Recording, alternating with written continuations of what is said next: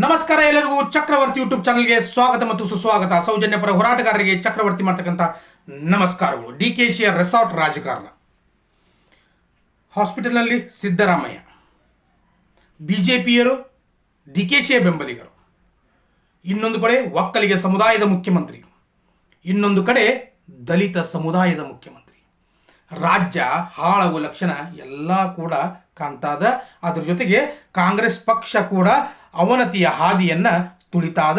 ಮುಂದಿನ ಚುನಾವಣೆಯಲ್ಲಿ ಕಾಂಗ್ರೆಸ್ ಪಕ್ಷ ಆಡಳಿತಕ್ಕೆ ಬರೋದಿಲ್ಲ. ಯಾಕಪ್ಪ ಅಂದ್ರೆ ಹೈಕಮಾಂಡ್ ಈಗಾಗಲೇ ಡಿಕೆಶಿಯನ್ನ ಒದ್ದು ಹೊರಗಡೆ ಹಾಕ್ಯದ, ಉಗುಳಿ ಹೊರಗಡೆ ಹಾಕ್ಯದ.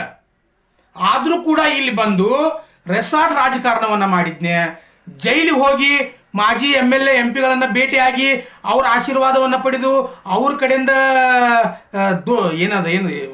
ತಗೊಂಡು ಬಂದು ಇಲ್ಲಿ ಮುಖ್ಯಮಂತ್ರಿ ಆಗ್ತಕ್ಕಂಥ ಪ್ರಯತ್ನವನ್ನ DK ಶಿವಕುಮಾರ್ ಮಾಡ್ತಾ ಇದ್ದ. ಅವನಿಗೆ ಸಪೋರ್ಟ್ ಆಗಿರ್ತಕ್ಕಂಥ ಕೆಲವೊಂದಿಷ್ಟು ಬೆಂಬಲಿಗರು ರೆಸಾರ್ಟ್ಗೆ ಹೋಗ್ತಕ್ಕಂಥ ತಯಾರಿಯನ್ನ ಮಾಡ್ತಾರೆ. ರೆಸಾರ್ಟ್ಗೆ ಯಾರು ಹೋಗ್ತಾರೆ ಗೊತ್ತ್ರಿ? ಹೋಗ್ಲಿ, ಬ್ಯಾಡ್ತಂದಲ್ಲ. ಆದ್ರೆ DK ಕರೆದ ನಂತರ ಹೋಗ್ತಾರಪ್ಪ ಅಂದ್ರೆ ಇವರೆಲ್ಲರೂ ಐಟಮ್ ಗರ್ಲ್ ಅನ್ನೋದು. ಮತ್ತೆ ಇವ್ರಿಗೆ ಏನು ಅನ್ಬೇಕು? ನಾವು ಐಟಮ್ ಗರ್ಲ್ ಅನ್ಬೇಕಲ್ಲ ಇವ್ರಿಗೆಲ್ಲ. ಅಲ್ಲಿ ಹೋಗೋದು, ಕುಡಿಯೋದು, ಮಸ್ತ್ ಕ್ಲಬ್ ಡಾನ್ಸ್ ಮಾಡೋದು, ಮಸ್ತ್ ಬಗ್ಗೆ ಊಟ ಮಾಡೋದು, ಆರಾಮಾಗಿ ಮಲ್ಕೊಳ್ಳೋದು, ಆರಾಮಾಗಿ ಇದ್ದು ಬರೋದು. ಈ ರೀತಿಯಾಗಿರ್ತಕ್ಕಂಥ ಒಂದು ಹೊಲಸು ದಂಧೆಯನ್ನ DK ಶಿವಕುಮಾರ್ ಪ್ರಾರಂಭ ಮಾಡಿದ್ದಾರೆ. ಎದಕ್ಕಂದ್ರೆ ನಾನು ಮುಖ್ಯಮಂತ್ರಿ ಆಗಬೇಕು. ಇನ್ನೊಂದು ಕಡೆ ನಮ್ಮ ಯತ್ನಾಳ್ ಸಾಹೇಬ್ರು ಹೇಳ್ತಾರೆ, DK ಶಿವಕುಮಾರ್ 51 ಏನು ಶಾಸಕರಲ್ಲ ಅವ್ರನ್ನ ಕರ್ಕೊಂಡು ಬಂದ್ರಪ್ಪ ಅಂದ್ರೆ ಬಿಜೆಪಿ ಮತ್ತು ಕಾಂಗ್ರೆಸ್ ಎರಡೂ ಕೂಡಿಸ್ಕೊಂಡ ಬಿಜೆಪಿಯಲ್ಲಿ ಬಂದ್ರಪ್ಪ ಅಂದ್ರೆ ಬಿಜೆಪಿ ಸರ್ಕಾರ ರಚನೆ ಮಾಡ್ತದ. ಆಮೇಲೆ DK ಶಿವಕುಮಾರ್ ಮುಖ್ಯಮಂತ್ರಿ ಆಗ್ತಾರ, ವಿಜಯೇಂದ್ರ ಉಪಮುಖ್ಯಮಂತ್ರಿ ಆಗ್ತಾರಂತಂದ ಅವ್ ಯಾವ ನಾಲ್ಗಿಲಿ ಹೇಳಾಗದ ಅನ್ನೋದು ನನಗೆ ಅದು ಗೊತ್ತಾಗಲ್ಲ. ಯತ್ನಾಳ್ ಸಾಹೇಬ್ ಹೇಳಾಗದಾರ. ಆದ್ರ ಪ್ರತಿಯೊಬ್ಬರು ಏನು ಹೇಳ್ತಾರಪ್ಪ ಅಂದ್ರೆ DK ಶಿವಕುಮಾರ್ ಅವರು ಕಾಂಗ್ರೆಸ್ ಪಕ್ಷವನ್ನು ಅಧಿಕಾರಕ್ಕೆ ತಂದ್ರು ಅಂತ ಹೇಳ್ತಾರೆ.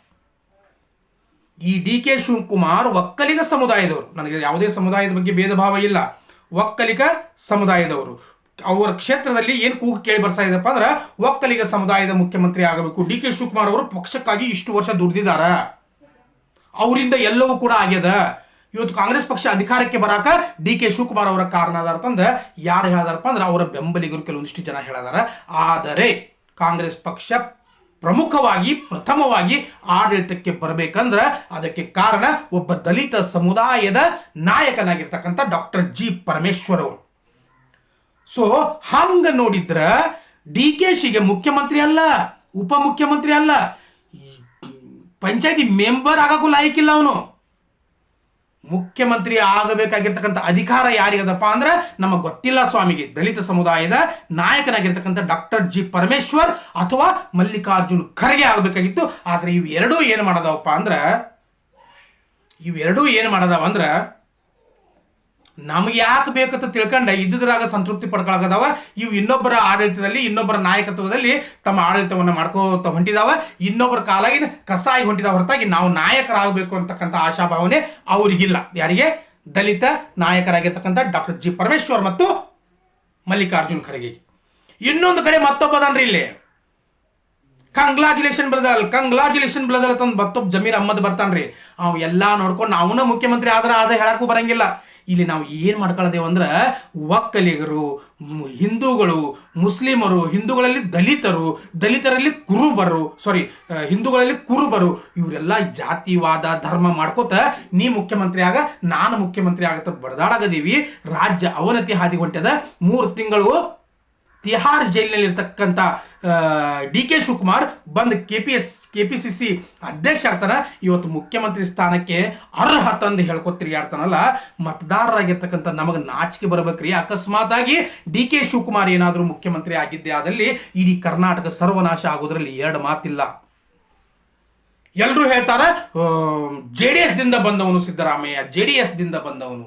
ಆದ್ರೆ ಈ ಆಡಳಿತ ಅವಧಿಯನ್ನ ಬಿಡ್ರಿ, ಮುಂಚೆ 5 ವರ್ಷ ಆಡಳಿತ ಅವಧಿಯನ್ನ ಒಂದು ಸಾರಿ ನೋಡ್ರಿ ಸಿದ್ದರಾಮಯ್ಯನವರದ ಅದ್ಭುತವಾಗಿರ್ತಕ್ಕಂಥ ಆಡಳಿತವನ್ನ ಕೊಟ್ಟಿದ್ದಾರೆ. ಅದರಲ್ಲೂ ಕೂಡ DK ಶಿವಕುಮಾರ್ ಕಡ್ಡಿ ಆಡಿಸ್ತಕ್ಕಂಥ ಕೆಲಸವನ್ನ ಮಾಡಿದ್ದ.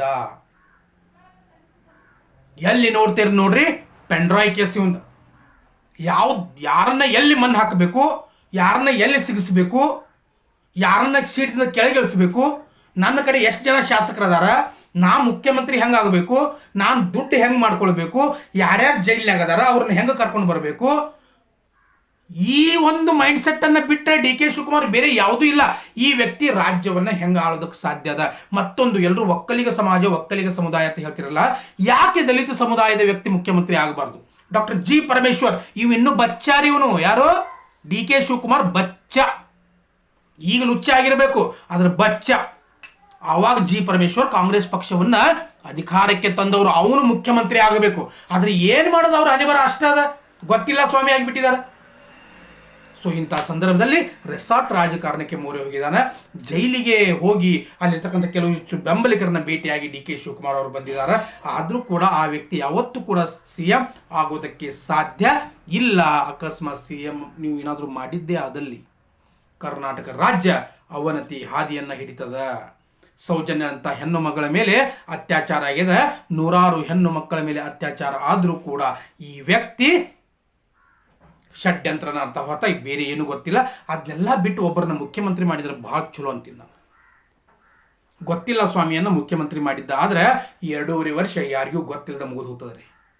2.5 ವರ್ಷ ಯಾರಿಗೂ ಗೊತ್ತಾಗದಂಗ, ನಮಗೂ ಗೊತ್ತಾಗದಂಗ, ನಿಮಗೂ ಗೊತ್ತಾಗದಂಗ, ಗೊತ್ತಿಲ್ಲ ಅಂತಕ್ಕಂಥ ಸರ್ಕಾರ ನಡೆದು ಹೋಗ್ಬೋದು. ದಲಿತ ಸಮುದಾಯದ ಒಬ್ಬ ನಾಯಕ CM ಸ್ಥಾನಕ್ಕೆ ಅರ್ಹನಾಗಿದ್ದಾನ. ಇದು ಚಕ್ರವರ್ತಿಯ ಮಾತು.